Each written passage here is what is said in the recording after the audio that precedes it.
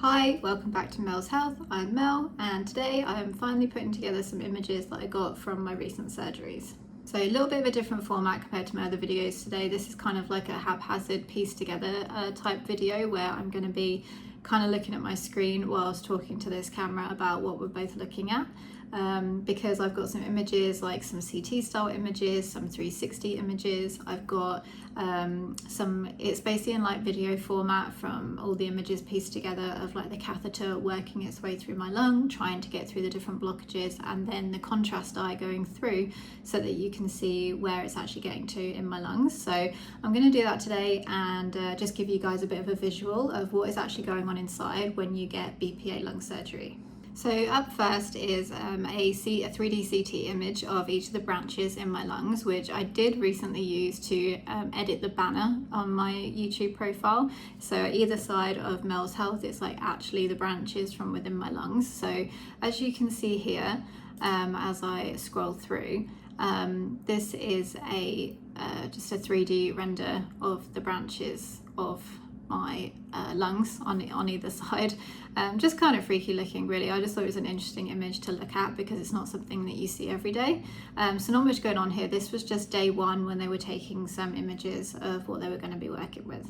So the next thing that is happening here is basically an overall look at my both sides of my lungs and my heart. So this is my left lung right now, which was the better of the two.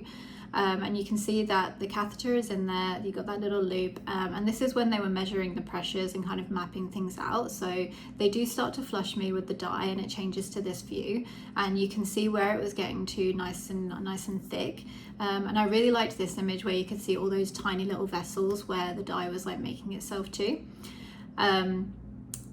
It is always interesting in both of these pictures, I think, that the bottom of the lung where it fizzles out a bit more is because that's where I had most of my issues, especially in my left lung where it wasn't reaching those parts at this point, because this was day one before any BPA surgeries.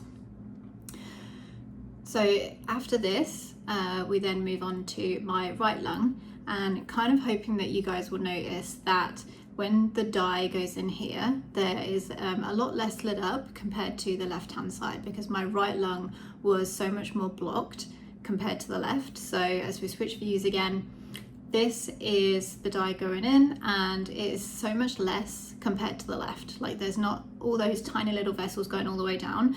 The bottom right of that, completely blank. Like there was nothing reaching down there. Like it is all white right now at that bottom of the screen. And that's because a lot of those arteries were just clogged and the bottom half of my lung wasn't doing anything. So the next view is of the heart, which is obviously where the catheter has to pass through in order to get to the lungs. And this was just another view that I thought was kind of cool because it's from another angle, and you can see the outline of the heart as it's beating and the catheter kind of working its way through on its little journey. So if I just wanted to show you images of the lungs again, just to show you the difference. So this switching to right now, you can see the left compared to the right. It's got LT and RT, just in case you hadn't noticed, and how much of the bottom of the right lung isn't lit up. So obviously that's what they needed to fix. This was just another cool image that I found. It was just like a 360 view of the right heart catheterization on the first day. So I'm just spinning around. This is all images pieced together. It caught me off guard when I first saw those surgical scissors in there. But I thought this was just another interesting view where you can see the catheter just sitting in the pulmonary artery after going through the heart. And this is just that whole rounded view where you can just see that that's going on inside me. So moving on now, this is an image of the balloon working its way down in my left lung. So this was on day one of the actual surgeries. And that thicker end at the bottom there is the balloon. And what you can see that I'm pointing to right now, the letter A is the measurement they took from what they just unblocked. So that A, which is 3.9 millimeters, absolutely tiny, was just one of those arteries in my lungs that they managed to open with that balloon that you can see. So that thicker thing at the bottom of that catheter, that pushed through and is now allowing the dye to flow through, which means blood can then flow through. Okay, next one, we're moving on to my right lung. So there was obviously a lot more work done on the right hand side of me. And once again, you can see where that balloon is coming through with the catheter that they're pushing through. And it is just where they first pushed it into, they put some dye in, which you can see, and it's not really getting to where it needs to right now. It's still kind of getting blocked. And then you can see that they've pushed it all the way down and they've inflated the balloon, and then they put the dye in, and then all of those tiny little arteries start lighting up, which means that they've done a successful job. What you can see in this one is you get the first balloon that's starting to push through, and then they actually went in and did a second one. So they were going both through the same catheter, and then they released two at the same time to try and do all these vessels. So you can see there's two balloons trying to do their thing right now, poking their way through all the different blockages. And then this other view is when they start injecting the dye again. So you can see that where they've put those balloons, the dye is starting to light up now, showing that they've managed to break through some blockages, and we're now getting some liquids flowing through there. On this view, you can see that top catheter is the one that you want to be focusing on with the balloon coming through. So this is where you can actually see some resistance. So they're poking in a couple of the same spots, they're withdrawing it back again. They're obviously hitting something that's not quite allowing it to poke through.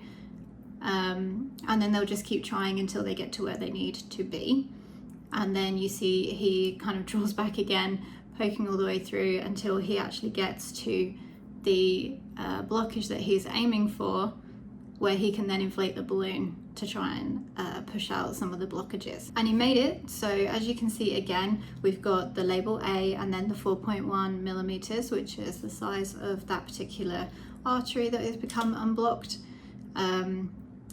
Which is just, like, obviously there was quite a few of these, but it just shows like how minute these little areas are that they're trying to get into. And once they get in, they inflate those balloons. They use different sized balloons, but then they hit the dye, and then you can see that it's actually worked and they've managed to unblock you.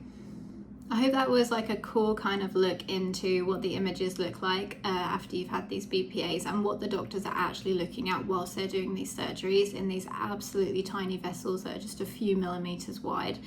It's quite cool to see after the fact, just knowing the fact that you're laying there, you're very conscious, you know what's going on during the surgery, and you can kind of look at the screen as they're doing stuff, but to you when you're just laying there, it's just, you know, that fuzzy black and grey on a screen. You don't really know what they're trying to do and where they are. You can't feel anything.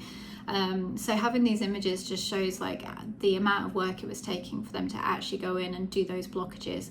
And then we know from what he was saying to me afterwards that they were using the different size of balloons to go in and out, and using multiple at the same time to see if they could get into some of those really tight squeezes.